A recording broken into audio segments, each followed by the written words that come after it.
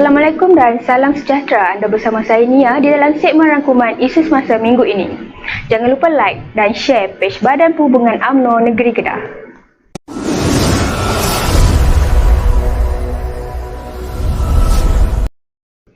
Kemelut politik tanah air menemui jalan damai apabila Tuanku Yang di-Pertuan Agong berkenan untuk melantik Presiden Parti Pribumi Bersatu Malaysia PPBM Tan Sri Muhyiddin Yassin sebagai Perdana Menteri ke-8.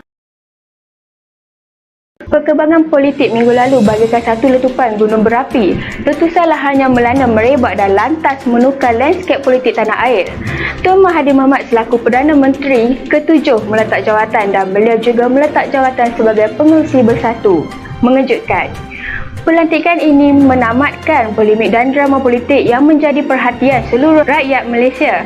Siapa sangka, di sebalik pertarungan politik hebat 2 dekad antara Tun Mahathir dan Datuk Seri Anwar Ibrahim, tiba-tiba Muhyiddin yang dilantik. Namun keadaan jauh daripada tenang. Kem politik masing-masing kini masuk fasa perang mulut. Ada yang digelarkan pengkhianat, ada yang digelarkan kali barut. Ada yang kata kerajaan pintu belakang, ada yang kata demokrasi sudah mati. Tan Sri Muhyiddin Yassin dan Datuk Seri Azmin digelarkan pengkhianat kerana bekerjasama dengan UMNO dan PAS untuk membentuk kerajaan baru. Namun adakah betul dakwaan ramai pihak bahawa mandat yang diberikan rakyat kepada PH pada PRU lalu dicuri? Apa sebenarnya yang berlaku ialah perebutan kuasa antara Tun Dr. Mahathir Mohamad dengan Datuk Seri Anwar Ibrahim. Walau apapun propaganda politik Pakatan Harapan, namun apa yang tidak berubah ialah fakta sebenar apa yang berlaku. Kita harus ingat bahawa kerajaan Pakatan Harapan sudah terbubar apabila Tun Dr. Mahathir meletakkan jawatan sebagai Perdana Menteri pada Isnin 24 Februari 2020 yang menggemparkan seluruh negara. Dan dalam pada masa yang sama, Tan Sri Muhyiddin Yassin mengumumkan PPBM keluar daripada Pakatan Harapan. Maka terbubarlah secara sah kerajaan Pakatan Harapan dan tiada lagi pintu depan maupun pintu belakang pada ketika itu. Adakah UMNO ataupun PAS terus merebut kuasa pada ketika itu? Semestinya tidak. Pakatan Harapan semahunya berharap rakyat terlupa akan fungsi Istana Negara dan Majlis Raja-Raja Melayu di dalam proses demokrasi tersebut apabila mereka melaungkan propaganda mereka kononnya demokrasi telah mati. Kita juga tidak harus lupa yang semua ini berlaku dengan kumpulan pro Anwar yang mendesak Tun Mahathir meletakkan jawatan dan memberikan kuasa kepada Datuk Seri Anwar Ibrahim. Bersiri-siri gerakan menyerang Tun Mahathir dilakukan secara sistematik dan terbuka walaupun Tun Mahathir sudah berjanji akan menyerahkan kuasa kepada Datuk Seri Anwar Ibrahim selepas APEC November 2020. Fakta ini juga Pakatan Harapan mahu ianya dilupakan oleh rakyat. Semua ini sebenarnya dan pastinya adalah dimulakan dengan perebutan kuasa dalam di antara Tun Dr. Mahathir dengan Datuk Seri Anwar Ibrahim sendiri. Apa yang berlaku seterusnya ialah apa yang dibocorkan sendiri oleh Khalid Samad, pengarah komunikasi Parti Amanah Negara, bahawa berlaku pergaduhan di dalam mesyuarat Majlis Presiden Pakatan Harapan Jumaat 21 Februari. Saya sebenarnya nak mula dengan menceritakan tentang apa yang telah berlaku dalam mesyuarat Majlis Presiden yang telah diadakan yang terakhirlah. Yang mana pada mesyuarat Majlis Presiden Pakatan Harapan itu kita telah membincangkan tentang persoalan tarikh peralihan di antara Tun dan nak serahkan kepada Anwar. Kerana itu sebahagian daripada perjanjian bila dulu kita tubuhkan kerajaan PH dan bila kita terlibat dalam pilihan raya atas nama Pakatan Harapan. Dan memang semasa kita bincang itu memang ianya isu yang dibahas dengan hangatlah. Ada yang sokong menetapkan tarikh, ada yang kata tak perlu tetapkan tarikh, serahkan saja pada Tun dan sebagainya. Dan dalam perbahasan itu kita daripada Amanah, daripada DAP, daripada PKR yang pro Anwar, memanglah minta supaya tarikh ditetapkan. Kalau nak buat lepas APEC pun tak apa, tak ada masalah. Tapi bagilah satu tarikh supaya tak adalah orang kata benda ni masih tergantung lah, tak tahu apa status lah dan sebagainya. Bagi pihak PPBM dan Azmin, geng Azmin. Ya. Mereka pula berhujah kata tak payah ada tarikh. Azmin kata biar Tun buat sampai 5 tahun dan sebagainya. So adalah perbahasan ya. Ya. Tapi dalam perbahasan tu tak ada mana-mana pihak yang mengutuk Tun atau mendesak Tun untuk letak jawatan ya. Tapi kita nak cuba nak cari satu persetujuan kaedah mana yang lebih baik ya. Dan akhirnya oleh kerana pihak PPBM memberikan kata dua, kalau tak setuju dengan mereka punya cadangan, iaitu tak perlu tetapkan tarikh, maka mereka akan terpaksa membuat satu pendirian dan sikap terhadap terlibatan mereka dalam PH lah. Itulah yang dia maksudkan dengan ultimatum tu.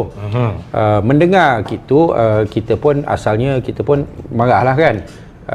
Tapi akhirnya Datuk Seri Anwar yang hadir sekali, dia kata tak apalah, isu ni tak penting mana, biar kita terimalah apa yang dituntut oleh Bersatu, iaitu Tun akan letak buat peralihan kuasa tu selepas APEC, tapi tarikh yang tepat tu kita serah pada Tun ya. Sehingga ada pemimpin yang pro Tun Mahathir mengugut untuk PPBM menarik diri daripada Pakatan Harapan. Adakah itu tidak benar? Kita sendiri dapat melihat Tan Sri Muhyiddin mengumumkan bahawa PPBM keluar daripada Pakatan Harapan pada Isnin 24 Februari dan secara automatik Pakatan Harapan tidak lagi memegang majoriti Dewan Rakyat.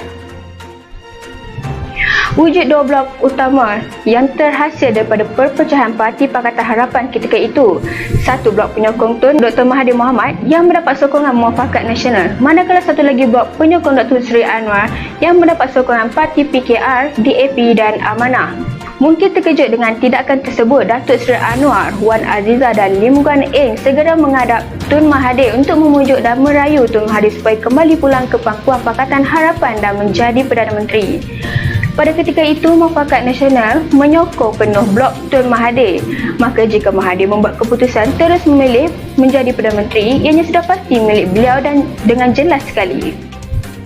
Tapi malangnya Tun Dr. Mahathir memilih untuk bersama DAP dan menjemput DAP di dalam blok beliau bersama-sama Muafakat Nasional di dalam kononnya disebut sebagai Kerajaan Perpaduan atau Unity Government. Dan dalam masa yang sama juga Tun Mahathir memilih untuk terus menghentam UMNO dengan tuduhan kleptokrasi. Pada ketika itulah, Blok Muafakat Nasional yang sebelumnya menyokong Blok Tun Mahathir telah menukar pendirian untuk mengundi supaya Parlimen dibubar. Maka kesannya ialah Blok Mahathir telah kurang sokongan kerana undi Melayu berpecah-pecah. Ada yang menyokong Mahathir dan ada yang menyokong Anwar. Tetapi ada pula yang menyokong bubar Parlimen. Namun apa yang menarik ialah Blok Datuk Seri Anwar yang pada mulanya menyatakan sokongan kepada Tun Mahathir untuk kekal sebagai Perdana Menteri telah menukar sokongan last minute apabila melihat perpecahan ahli Parlimen Melayu kepada 3 kumpulan dan melihat kumpulan Anwar berpeluang tampil dengan sokongan paling tinggi. Mereka mencalonkan Datuk Seri Anwar dan mempersembahkan nama Anwar sebagai calon Perdana Menteri. Apabila selesai temu ramah ahli Parlimen bersama Tuanku Yang di-Pertuan Agong, Kem Datuk Seri Anwar dengan bangganya membuat pengumuman sekononnya telah berjaya menubuhkan kerajaan minoriti. Ini adalah antara pengkhianatan Datuk Seri Anwar kepada Tun Mahathir yang membuatkan rakyat terkejut.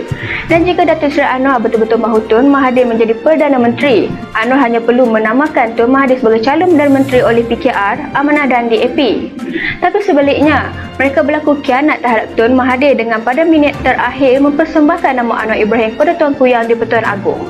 Apa yang berlaku seterusnya ialah Tuanku Agong menyatakan bahawa daripada termebual bersama 221 ahli Parlimen, tiada siapa yang mendapat sokongan majoriti dan sekali lagi memanggil Presiden-Presiden parti untuk menghadap dan memberikan nama baru selain daripada Tun Mahathir dan Datuk Seri Anwar untuk menjadi calon Perdana Menteri. Pada petang hari tersebut pada pukul 4.30 petang, Tuanku Yang di-Pertuan Agong Al-Sultan Abdul Hidayatuddin Al-Mustafa Billah Shah memperkenan untuk melantik Tan Sri Muhyiddin Yassin sebagai Perdana Menteri yang mendapat sokongan majoriti ketika itu.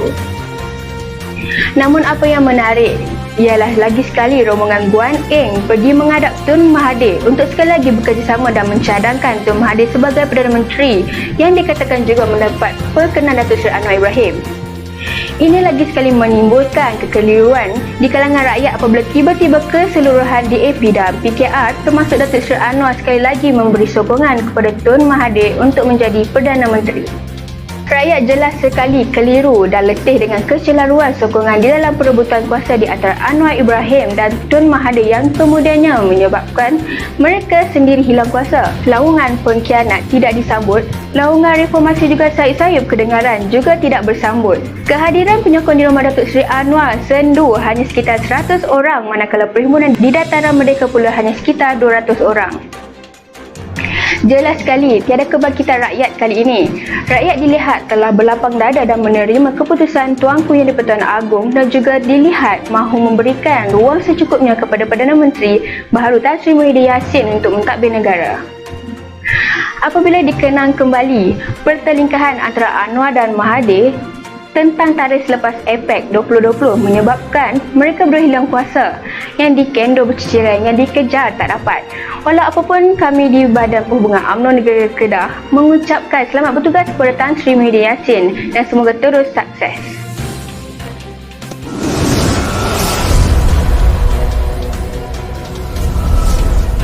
Rangkuman seterusnya. Persidangan tahunan cawangan-cawangan UMNO kini sedang berlangsung di seluruh negara. Ianya bermula dari 15 Februari hingga 30 April 2020 dan kali ini persidangan tahunan cawangan UMNO seluruh negara diberi tempoh selama 2 bulan setengah bagi memberi peluang kepada bahagian-bahagian UMNO yang mempunyai jumlah cawangan yang banyak. Untuk rekod cawangan-cawangan UMNO seluruh Kedah berjumlah 2,225 buah cawangan. Saksikan momen-momen menarik melalui lensa kamera persidangan cawangan yang berlangsung di beberapa bahagian UMNO Kedah.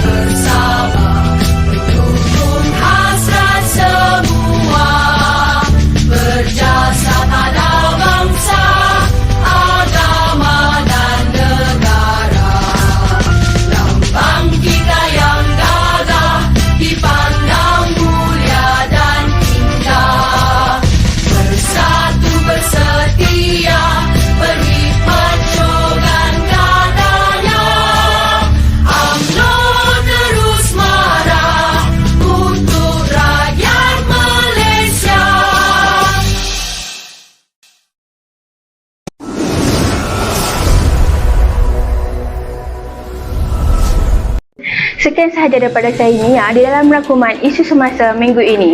Jangan lupa like dan share serta saksikan segmen-segmen FB Live seterusnya di page Badan Perhubungan UMNO Negeri Kedah. Assalamualaikum.